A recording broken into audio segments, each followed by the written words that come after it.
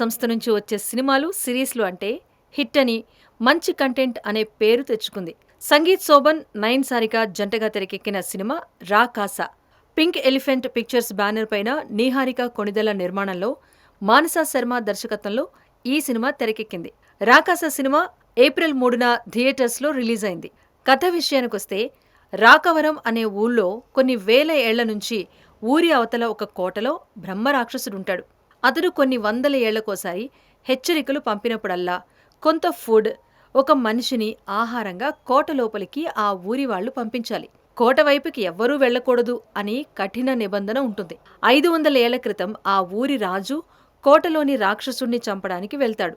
2026లో ఆ ఊరికి చెందిన ఈరబాబు అమెరికా నుంచి తను ప్రేమించిన అమ్మాయి సుకన్య కోసం వస్తాడు. కాని సుకన్య వేరే వాళ్లను పెళ్లి చేసుకుని వెళ్లిపోతుంది.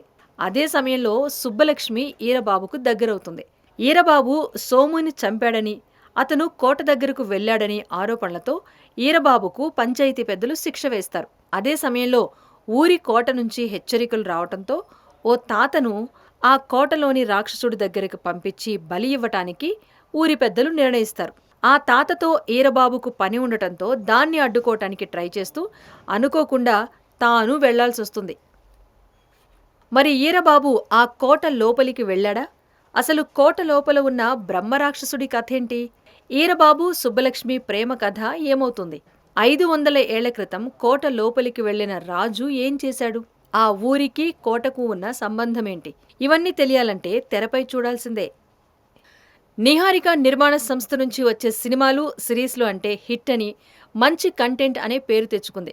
ఇక సంగీత్ శోభన్ సినిమాలంటే ఫుల్గా నవ్విస్తాడు. వీరిద్దరి కాంబోతో పాటు వరుస హిట్స్ కొడుతున్న నయన్ సారిక ఉండటం, హారర్ కామెడీ సినిమా కావటంతో ఈ సినిమా పైన అంచనాలు నెలకొన్నాయి. సినిమా ఫస్ట్ హాఫ్లో మొదట్లో ఆ కోట, బ్రహ్మరాక్షసుడు స్టోరీ చెప్పి దానిపైన ఆసక్తి కలిగిస్తారు.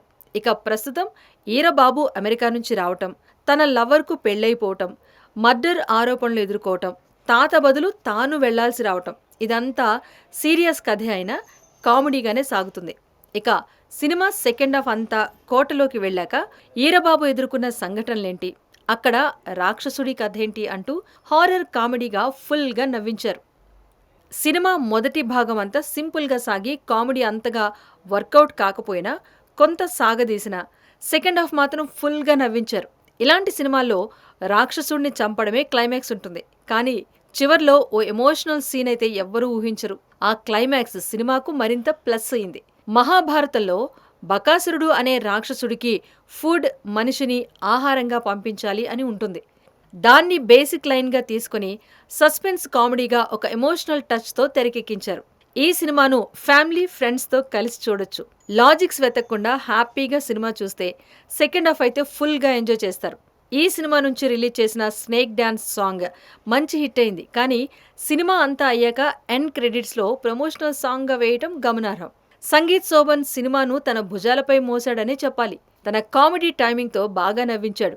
సెకండ్ హాఫ్ మొత్తం Vennela Kishore getup scene, hilarious comedy ఉంటుంది. నయన్ సారిక తన పర్ఫార్మెన్స్తో మెప్పిస్తుంది. రాధ్య గెస్ట్ పాత్రలో అలరించింది. రాజు పాత్రలో అనూప్ సింగ్ బాగానే నటించాడు. జబర్దస్త్ రోహిణి కూడా తన నటనతో నవ్విస్తుంది. తనికెళ్ల భరణి, బ్రహ్మాజీ, ఆశిష్ విద్యార్థి, వాసు ఇంటూరి, రోహన్ రాయ్, మిగిలిన నటీనటులు వారి పాత్రల్లో పర్వాలేదనిపించారు. సినిమా ఆటోగ్రఫీ, విజువల్స్ బాగున్నాయి. బ్యాక్గ్రౌండ్ మ్యూజిక్ ఈ సినిమాకు చాలా ప్లస్ అయింది. సాంగ్స్ కూడా బాగున్నాయి. ఫస్ట్ హాఫ్లో కొంత ల్యాగ్ సీన్స్ వర్కౌట్ అవని కామెడీ కట్ చేస్తే సినిమా బాగుండేది. ఇక ఆర్ట్ డిపార్ట్మెంట్ కోట సెట్టింగ్ కోసం బాగానే కష్టపడ్డారు. విజువల్ ఎఫెక్ట్స్ కూడా బాగా కుదిరాయి.